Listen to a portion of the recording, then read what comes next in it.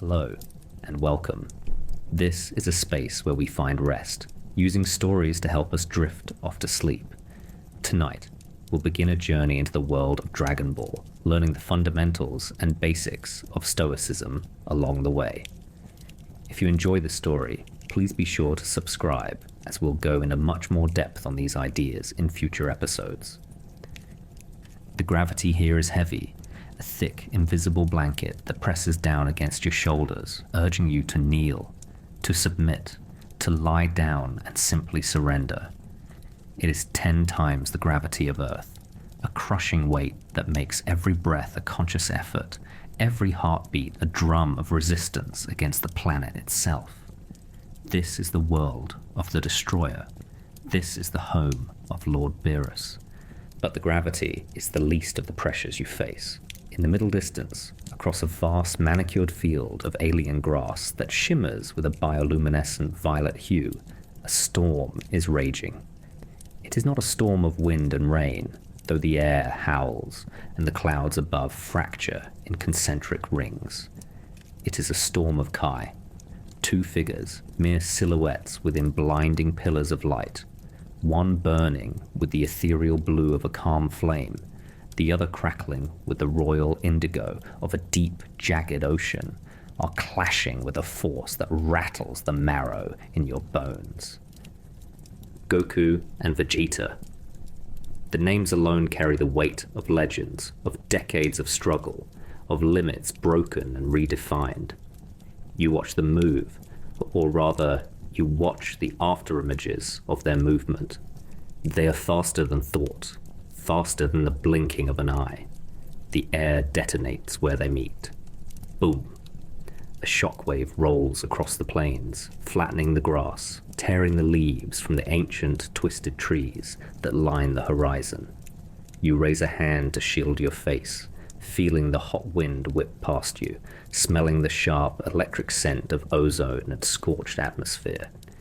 It triggers a deep, nostalgic ache in your chest. Memories of watching golden auras light up a cathode ray tube television, of holding your breath while a spirit bomb gathered energy. But here, the nostalgia is edged with terror. The screen is gone. The safety glass is shattered. You are inches away from power that could vaporize a solar system. You feel small. Not just physically small, but existentially microscopic. If one of those stray blasts, one of those errant beams of energy that spiral off their fists like sparks from a welding torch, were to veer in your direction, you would be erased. Not just killed, but unmade. The sheer scale of their power is a physical sensation, a vibration in your teeth, a tightness in your chest. It triggers every ancient instinct of survival you possess. Run, hide, panic. But there is nowhere to run. The planet is a closed loop, a tiny marble floating in a nebulous void. And there is nowhere to hide from energy that can be felt across galaxies. This is your first lesson, delivered not with words, but with the raw, undeniable reality of the moment.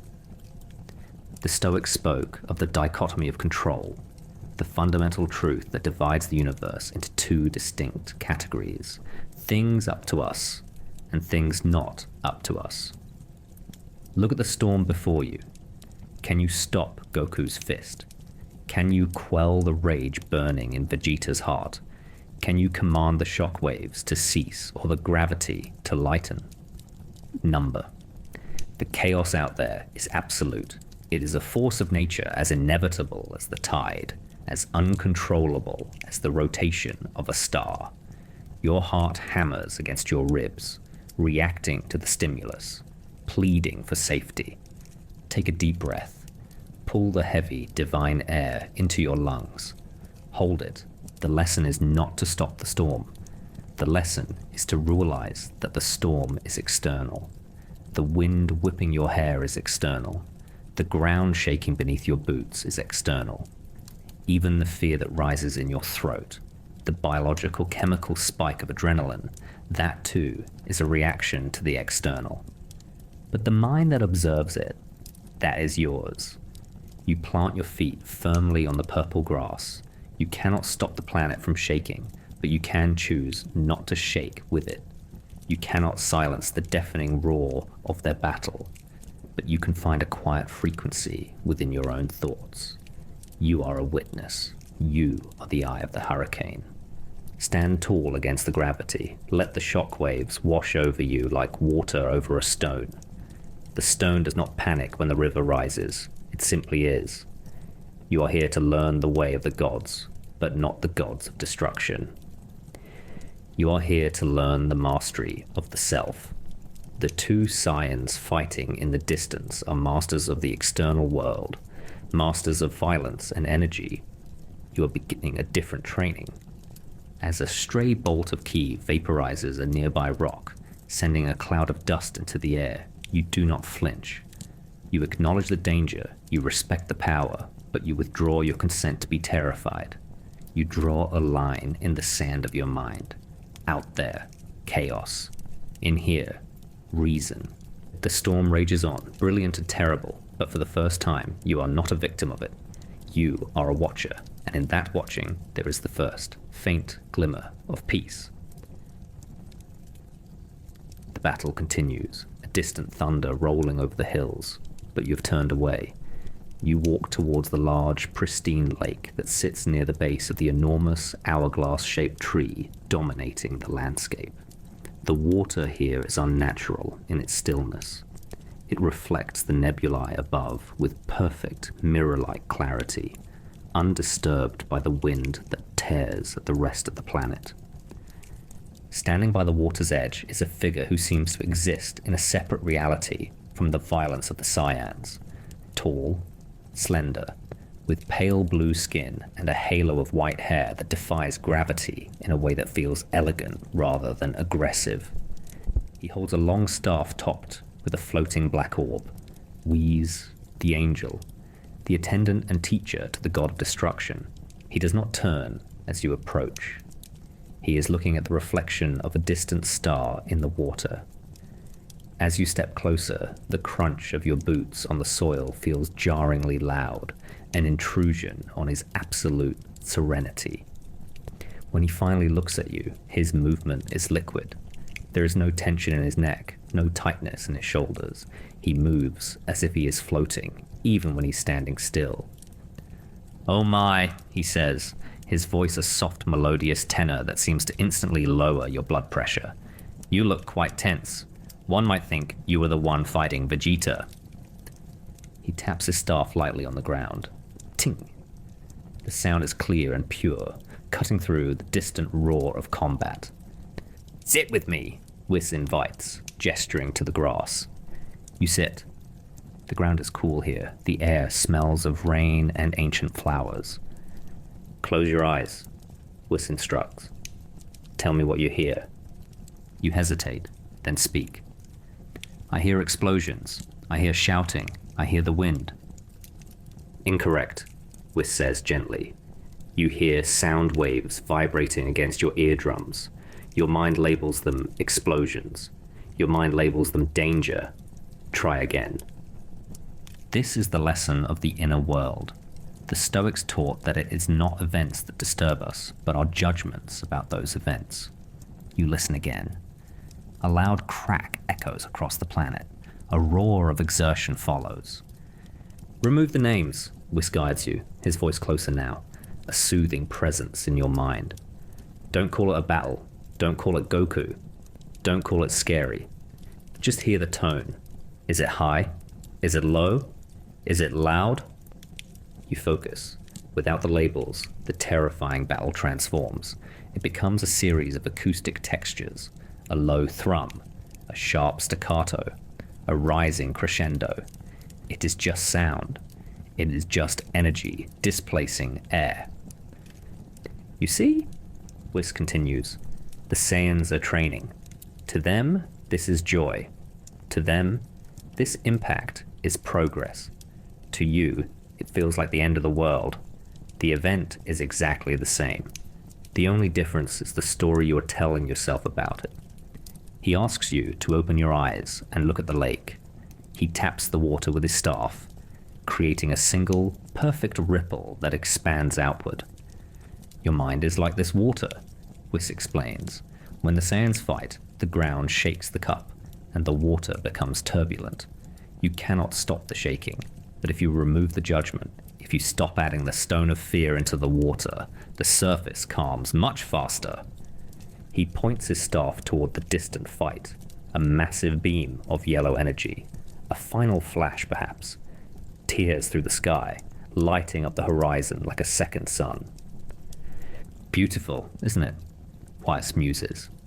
And suddenly, you see it. You stop thinking about the destructive capacity of the blast and see the sheer artistry of the light. The way the yellow fades into gold, the way it illuminates the underside of the strange, purple clouds.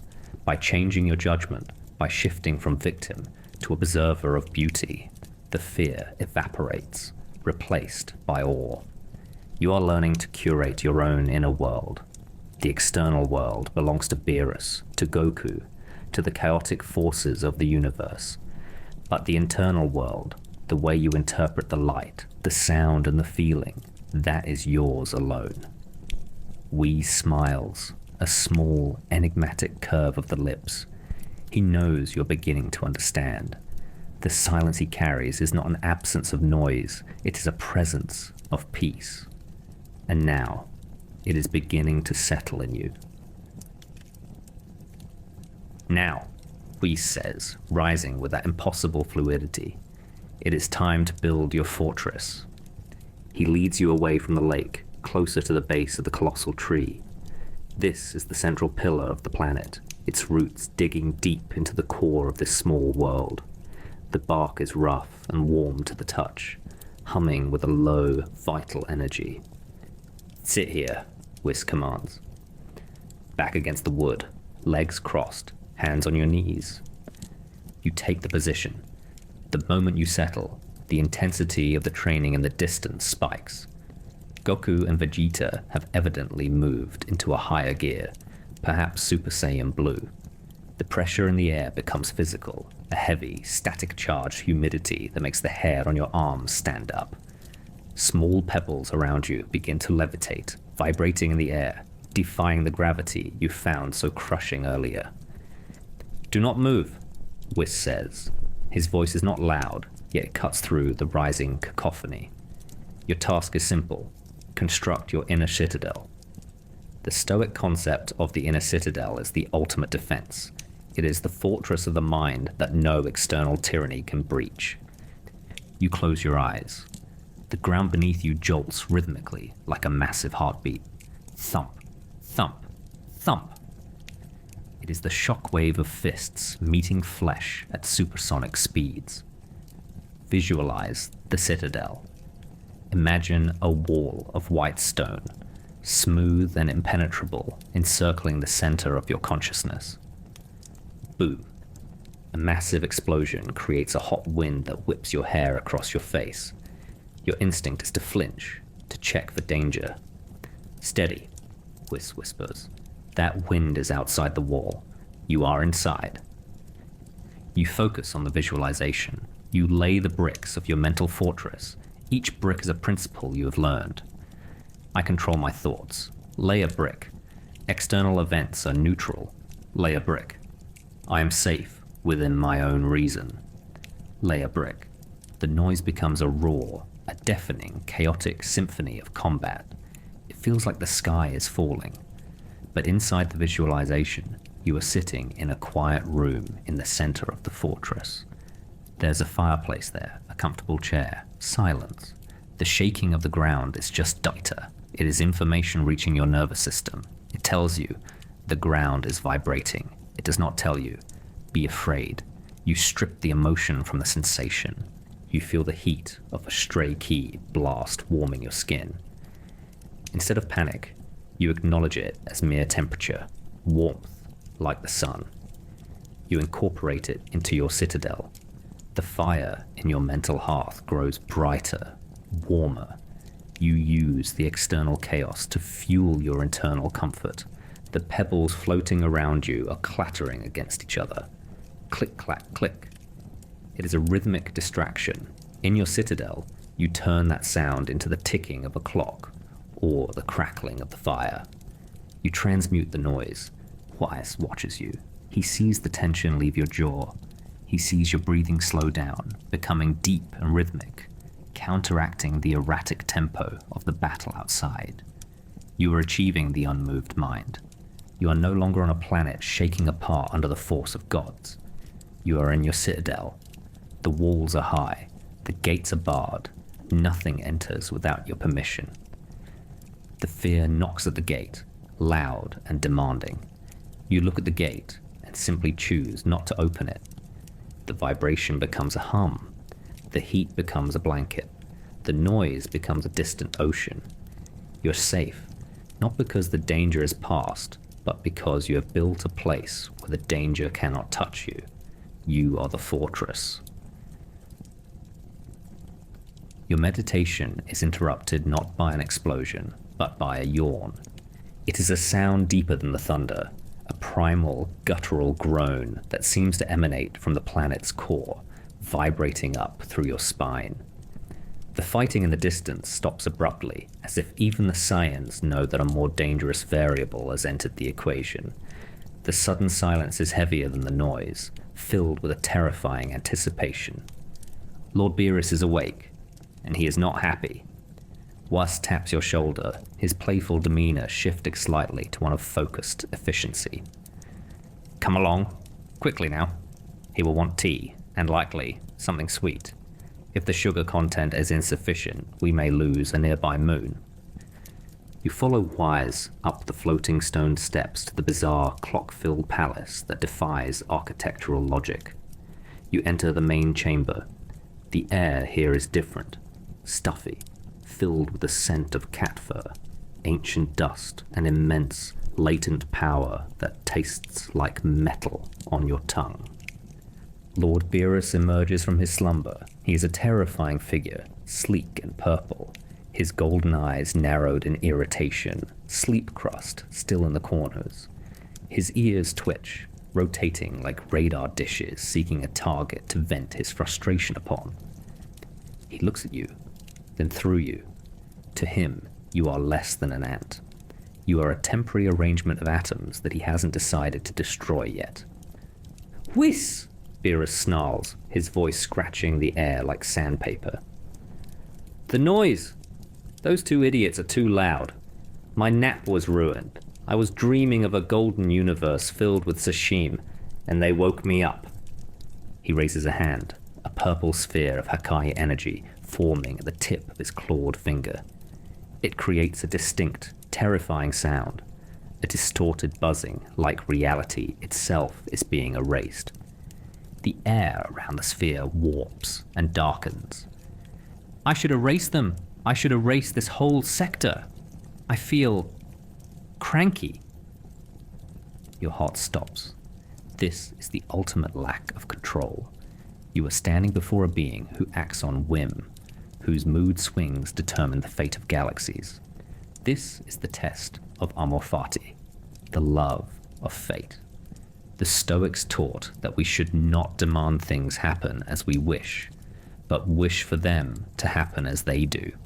To fight reality is to suffer.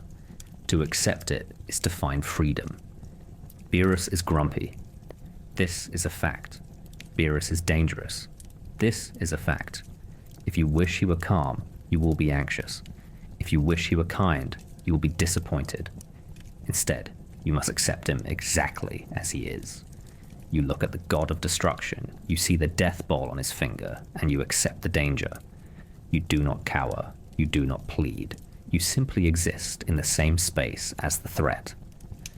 Whis hands you a tray. On it is a cup of tea and a single, perfectly glazed donut. Serve him, he whispers. Do not spill. Do not tremble. You approach the destroyer. Your hands want to shake. Your knees want to buckle. You remember King Kai cowering before this being. You remember Vegeta humiliating himself to keep this being calm. But you have your citadel. You cannot control Beerus. You can only control the steadiness of your hand. You focus entirely on the task. The ceramic cup is warm. The donut smells of sugar and vanilla. Beerus glares at you. The Hakai energy pulses, casting a purple shadow over your face. Who is this? Why are they shaking? You stop. You take a breath. You look at the purple energy glowing on his finger, and you accept it. If he destroys you, he destroys you. Worrying about it won't change the physics of the Hakai. Panic is a redundancy. Your tea, Lord Beerus? You say. Your voice is surprisingly steady, anchored by your acceptance of fate. Beerus sniffs the air. The purple energy fades, dissipating like smoke. His eyes widen as they lock onto the donut. The tension in the room snaps like a rubber band. Ooh, he hums, the growl turning into a purr. Is that custard-filled? He snatches the donut. He takes a bite. His ears wiggle. The universe is safe for another day. You realize as you step back that your fear was a resistance to the present moment. By accepting the moment, including the danger, including the grumpiness, you were able to function. You navigated the presence of a god by accepting his nature rather than resenting it. The destroyer ate a donut and you survived, not by fighting him, but by aligning yourself with the reality of who he is. The excitement of the morning has faded. Beerus is watching intergalactic anime on a floating screen, occasionally chuckling or destroying a remote control. YS has vanished to attend to staff duties. You are left with a chore. The palace gardens are expansive, filled with trees that drop leaves of heavy, metallic gold. These are not ordinary leaves. They are weighted, clinking softly as they hit the purple stone. YS has handed you a broom, a primitive straw broom. Sweep the path, he told you. Make it immaculate. This was the first training I gave Goku and Vegeta. Do not underestimate it. It seems simple. You begin to sweep. Swish. Swish. The sound is rhythmic and pleasing. You remember the stories of Master Roshi's training, delivering milk, plowing fields with bare hands. The turtle hermit knew that true strength wasn't just in the blast, but in the foundation of the body and mind. This is your milk delivery. You watch the gold leaves pile up. You feel a sense of progress. The path is emerging, clean and purple, from beneath the gold. Then a sudden gust of wind, caused by Goku sneezing in the distance, or perhaps just the planet's strange weather patterns shifting, blows through the garden. The pile you just swept scatters instantly. The path is covered again. Frustration spikes in your chest like a flare. It feels personal. I just did that, you think. This is a waste of time. I should be learning to fly. I should be learning Kai control. This is the trap. You are seeing the wind as an enemy. You are seeing the leaves as a problem. The Stoic principle. The obstacle is the way. The impediment to action advances action. What stands in the way becomes the way. You look at the scattered leaves. The goal is not to have a clean path. If the goal is a clean path, the wind controls your happiness. The goal is the act of sweeping well. The goal is the mastery of your own patience. The wind is not stopping you from sweeping. It is giving you the opportunity to sweep more. It is a training partner. It is testing your patience, your diligence, your focus. If the leaves never fell, you could not practice the virtue of persistence. You grip the broom handle. You feel the wood against your palms, worn smooth by centuries of other students. Maybe even the oracle fish once held this broom. You start again. Swish. You focus on the motion. You focus on the arc of the broom. You focus on the way the gold leaves tumble over the purple stone. The wind blows again. The leaves scatter. Good. More practice. You smile. You are not fighting the wind. You are dancing with it. The wind provides the mess. You provide the order. It is a cycle. You are playing your part in the cosmos. Sweeping is no longer a chore. It is a meditation. It is a prayer of motion. Swish. Shh. Swish. Shh. The repetition clears your mind. The boring task becomes a sanctuary. You are not rushing to finish so you can do something else. You are exactly where you need to be, doing exactly what you need to do. The leaves fall, and you sweep them. There is no past, no future, only the bristles of the broom moving across the stone. You find virtue in the mundane. You find heroism in the persistence. The clean path is just a byproduct. The calm mind is the true result. You are deep in the rhythm of your sweeping, your mind a quiet pool when the silence is shattered. Hey, you! A figure drops from the sky, landing with a heavy thud that cracks the paving stone you just swept. It's Goku. He is grinning, his black hair standing up in spikes that defy geometry. He is sweating, his orange gi torn at the shoulder, radiating heat and the smell of ozone. He is practically vibrating with excess energy. "What you doing?" he asks, loud enough to be heard in the next galaxy. "You've been sweeping that same spot for an hour. Aren't you bored? Come on, spar, or let's eat. I bet you're hungry. Whis has this great ramen stash. I can show you." He is a whirlwind of disruption. He steps on your pile of leaves. He kicks a few metallic leaves into the air and tries to catch them on his tongue. He laughs, oblivious to the peace he is shattering. The old you would be annoyed. You would judge him as rude, loud, and inconsiderate. You would want him to go away so you could be peaceful. You might even feel a flash of jealousy. He is a god-tier warrior, and you are a janitor. But you remember Sympatheia, the cosmic connection. We are all part of the same organism. A bee acts like a bee. A Saiyan acts like a Saiyan. To be angry at Goku for being loud and energetic is like being angry at a fire for being hot. It is his nature. It is what makes him the defender of the universe.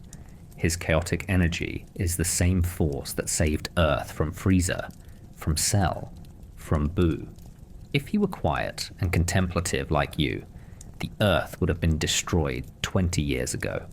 You'd look at him, and instead of annoyance, you feel affection. You see the innocence in his eyes.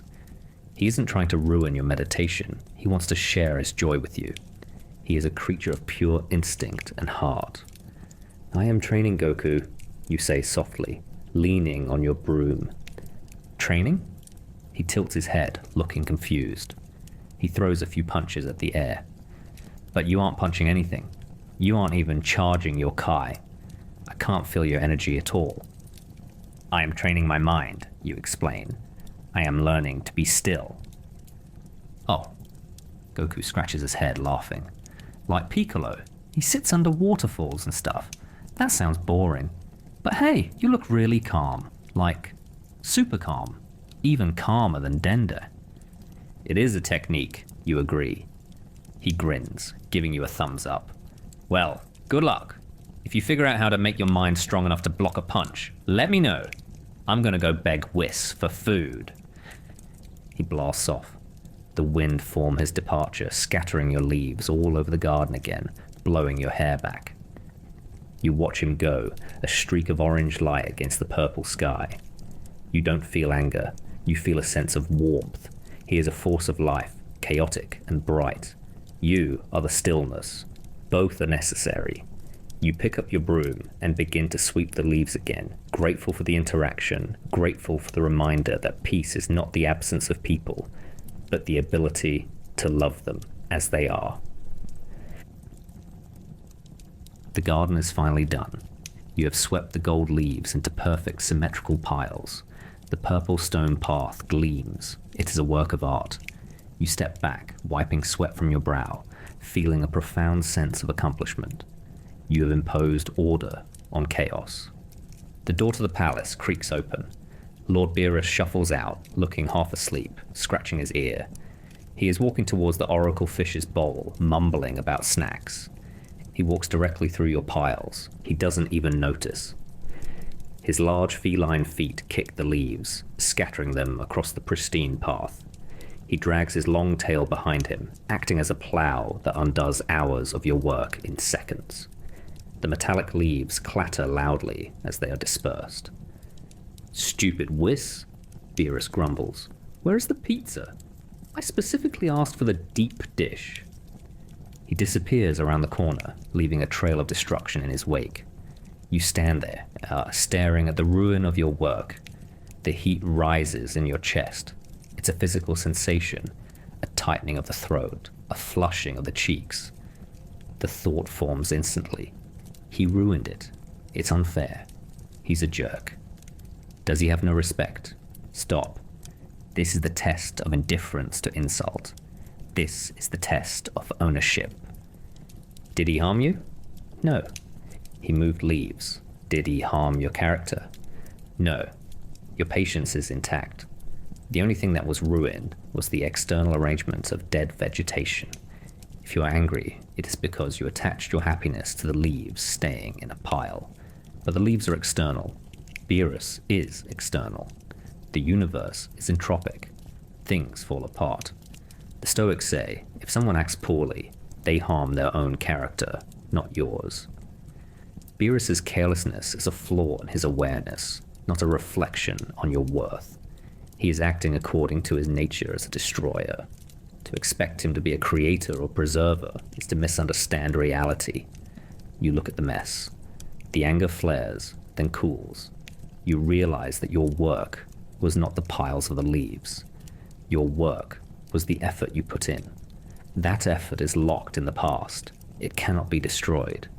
The muscle memory, the discipline, the focus you practiced, that is still inside you. Beerus cannot kick that over. You let out a long breath. You forgive the god of destruction, not because he apologized, he won't, but because holding onto the anger is like grasping a hot coal with the intent of throwing it at him. You are the one who gets burned. You pick up the broom, you start to sweep again. The outcome doesn't matter, only the effort matters, and you can always choose to make the effort. Whis finds you and beckons you to the inner sanctum, a dimly lit room where the oracle fish floats in a large glass bowl. The fish is sleeping, floating upside down. Sit, Whis says. His tone is somber. We have practiced dealing with small annoyances. Now we must practice dealing with the unthinkable. This is Premeditation Malorum, the premeditation of evils, negative visualization. Close your eyes, Whis instructs. The universe is a fragile place. You have seen the Dragon Balls undo death, which has made you complacent. I want you to visualize the worst, without the safety net. You imagine it. Guided by Whis's voice, you picture the sky turning black. You picture the arrival of Frieza, his ship blocking out the sun. You picture the Golden Emperor laughing, that high, cold laugh, as he charges a death ball. You feel the heat of the magma rising as the planet cracks. Go deeper. Imagine Perfect Cell standing amidst the rubble, powering up a solar Kamehameha. Imagine Majin Buu turning your loved ones into candy and eating them. Feel the despair. Go even deeper. Imagine Zeno, the Omni King. Imagine his small childlike hands raised. Imagine the white light of erasure. Imagine losing everything.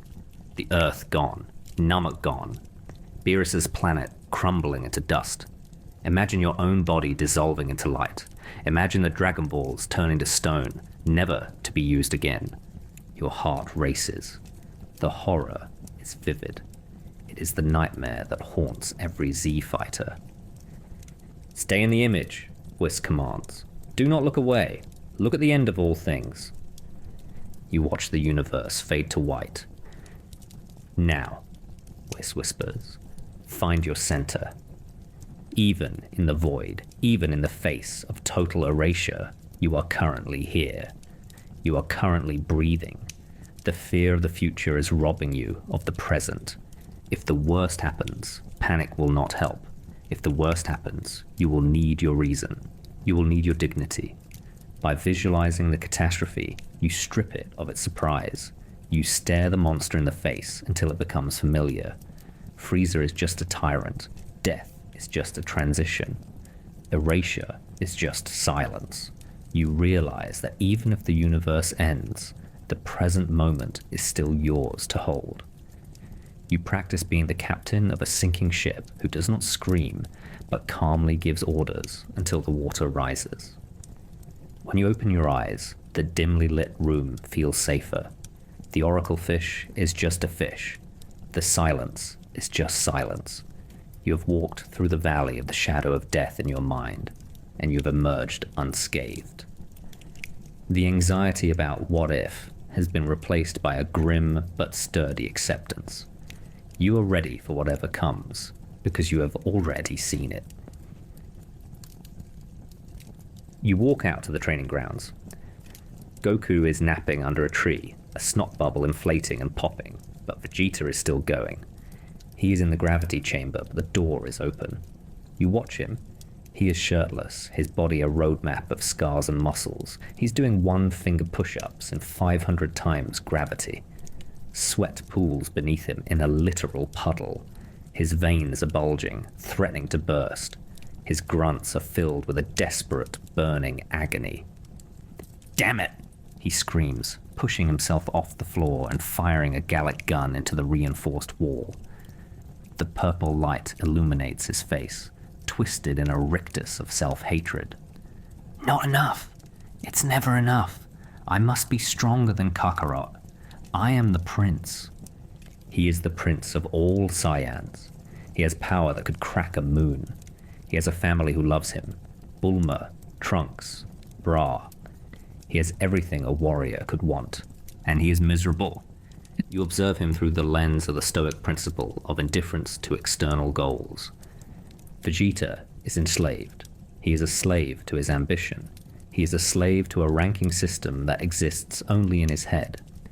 He believes that happiness is waiting for him on the other side of being stronger than Goku. But the goalpost always moves. Every time he gets stronger, Goku gets stronger.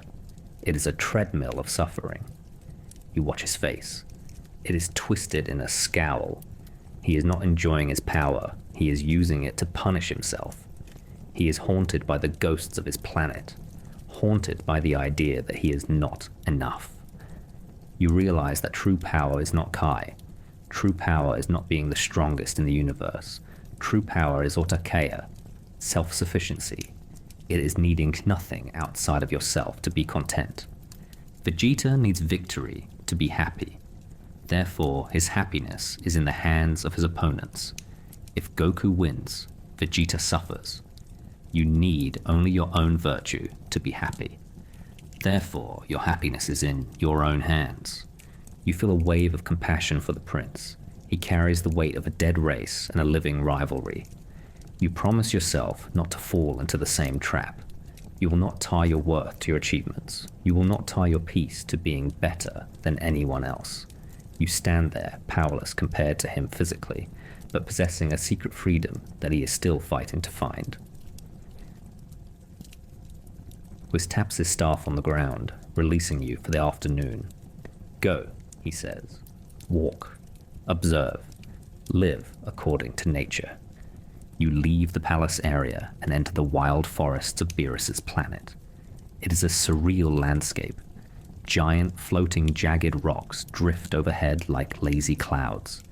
The trees have trunks that spiral like corkscrews, and the foliage glows with a soft bioluminescent pulse. It feels like Namek, but older, wilder. You walk slowly. The air is thick with the smell of wet earth and strange, spicy pollen.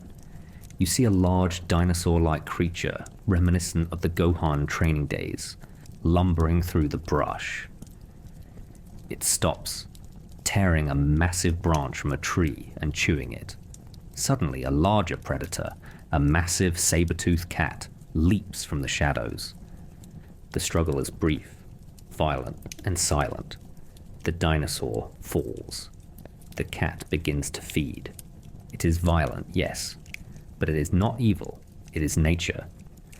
The Stoics taught that we must understand the logos, the rational order of the universe. The universe is a living system. Energy flows. Matter cycles. Life feeds on life. Even the gods of destruction are part of this. Beerus destroys planets so that new ones can be born. It is not cruelty, it is gardening.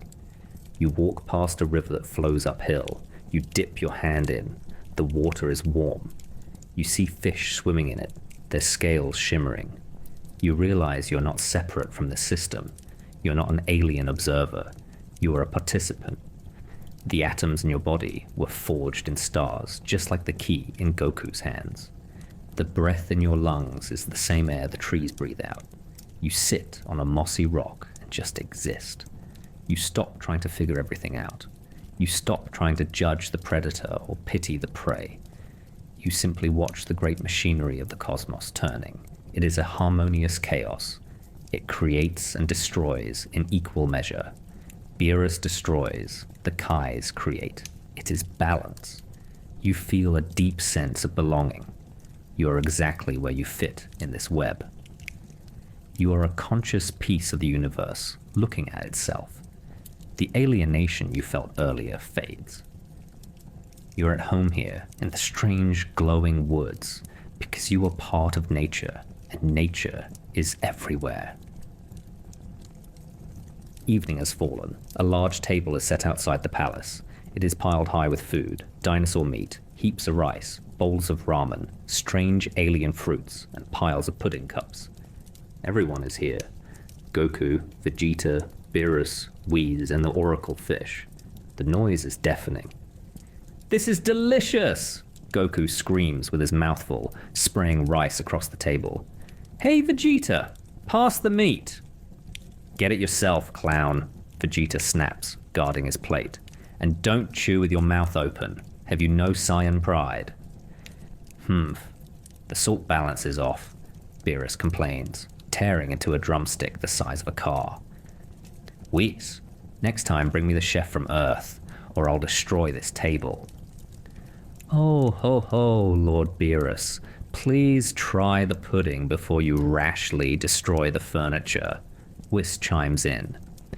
It is a cacophony of egos, appetites, and voices. Everyone is talking, no one is listening. It is the classic banquet scene you've seen 100 times, but being in the middle of it is exhausting. You sit at the end of the table, you eat slowly, you chew your food, you do not speak. This is the practice of silence. Speak only if it improves upon the silence. You watch them. You see how their words often lead to conflict. Goku says something thoughtless. Vegeta gets angry. Beerus complains. Whis corrects him. The noise is a waste of energy. It is performative. You feel the power of holding your tongue. By not speaking, you are preserving your energy. You are observing.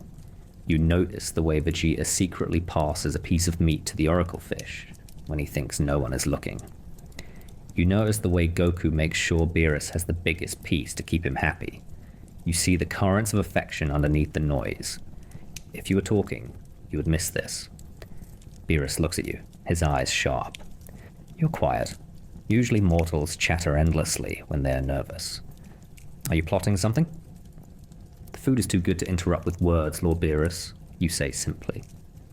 Beerus pauses. He grins, exposing his sharp teeth. A wise answer. He slides a plate of dumplings, the good ones, toward you. In a world of noise, your silence has earned you respect. You have proven that you don't need to shout to be present. You sit in the eye of the social storm, calm, fed, and content. The meal is over. The others have gone to sleep. You climb to the highest spire of the palace. The sky above Beerus's planet is a tapestry of the cosmos. Because you're outside the main universe, you could see the superstructure of the galaxies. You see the glow of the North Galaxy. You see the dark voids between star clusters. You see the spiral arms where Earth resides. A speck of dust in the infinite. It is beautiful, and it makes you feel incredibly temporary. This is Memento Mori. Remember you will die. In the Dragon Ball world, death is often a revolving door with Dragon Balls, but for you, in this moment, the fragility is real. You are biological. You are finite. Even Saiyans age. Even gods can be forgotten.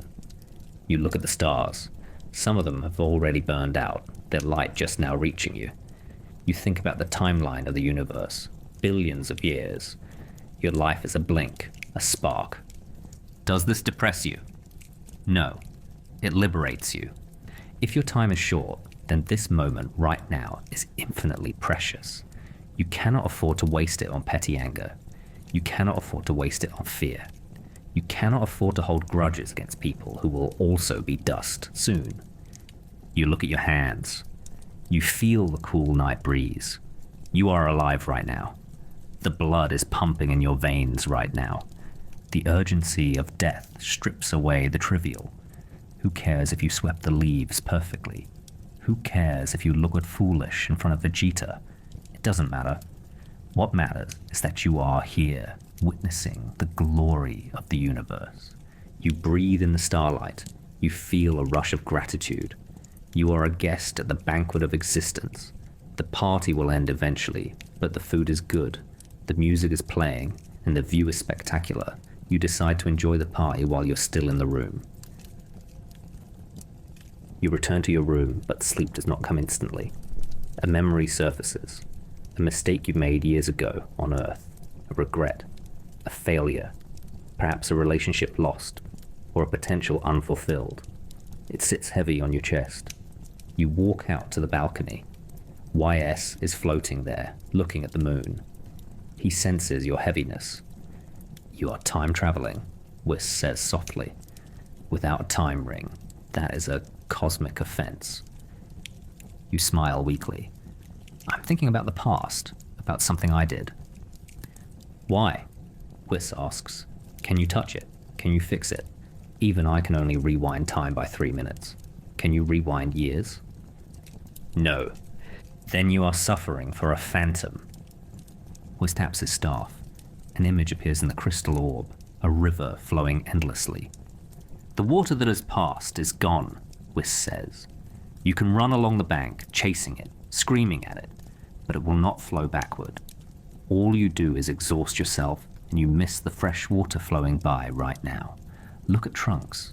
He spent his life trying to fix the past, and he only created a new timeline. He learned that you must live in the now. This is the acceptance of the past. It is the ultimate lack of control. What is done is woven into the fabric of reality. Let it go, Whis whispers. Visualize the regret as a stone. You are holding it. It is heavy. Your hand is cramping. You think you need to hold it to punish yourself, but you don't. You close your eyes. You imagine the stone. You imagine the mistake. I forgive myself, you think. I did what I knew how to do then. I know better now. You open your hand. You let the stone drop into the river of the image. Plunk. It sinks. The water flows over it. It is gone. You feel a physical weight lift from your shoulders. The past is dead. You are alive. You are here on the balcony with an angel. The night is quiet. You are free. The next day, you are summoned to the great tree. Whis stands there. His face is serious. There is no smile. We have received a message, Whis says. A being from the demon realm. Ancient. Powerful. He has bypassed our defenses. He will be here in 1 hour. He intends to detonate the planet's core. He pauses. Goku and Vegeta are away. Lord Beerus is in a deep sleep and cannot be woken. I am prohibited by angel law from intervening in a mortal conflict. He looks at you. You are alone. The end is coming. It is inevitable. You have 1 hour. Your stomach drops. The panic flares hot and bright. This is it. I'm going to die. The thought screams in your mind. You look for an escape pod. You look for a hiding spot. But then the training kicks in. The bricks of your citadel settle into place. You look at Whis. You look at the tree. Can you stop the demon? No. Can you escape? No. You have 1 hour. You have a choice. You can spend your last hour screaming, crying, and soiling yourself in terror. Or you can spend your last hour sitting under this beautiful tree, breathing the air, and being grateful for the life you lived. Virtue is the only good. The quality of your mind is the only thing you keep until the end. You take a deep breath. You walk over to the tree roots. You sit down. You cross your legs. "I will wait," you say calmly, "and I will enjoy the shade." You close your eyes. You listen to the leaves rustling. You feel the bark against your back. You are not afraid. You are accepting. You have retreated into your inner citadel, and it is strong enough to withstand the end of the world. You feel a profound golden peace. You are ready. "Splendid," a voice chimes. You open your eyes. Whis is smiling. There's no demon. "A lie?" you ask. "A test," Whis corrects. "And you passed." He gestures to the horizon. The training has resumed. Goku and Vegeta are back at it. The sky is flashing blue and gold. The ground is shaking. The chaos has returned. But you remain sitting under the tree. You don't get up immediately. You realize that the peace you felt when you thought the world was ending, you can have that peace all the time. You have touched the core of eudaimonia, the flourishing of the spirit. You look out at the Dragon Ball universe. It is a place of fighting, of screaming, of power levels and transformations. It is a place of constant, energetic noise. But you have found the silence underneath the noise. The storm rages on. Goku yells a Kamehameha. The ground ruptures. You close your eyes. You breathe in. You breathe out. Let them fight. Let the planets spin. Let the gods sleep. You are the unmoved mover of your own soul. You are the calm center. You are at peace. And in that perfect suspended stillness amidst the chaos of the gods, you finally drift into a deep, restorative sleep. Good night.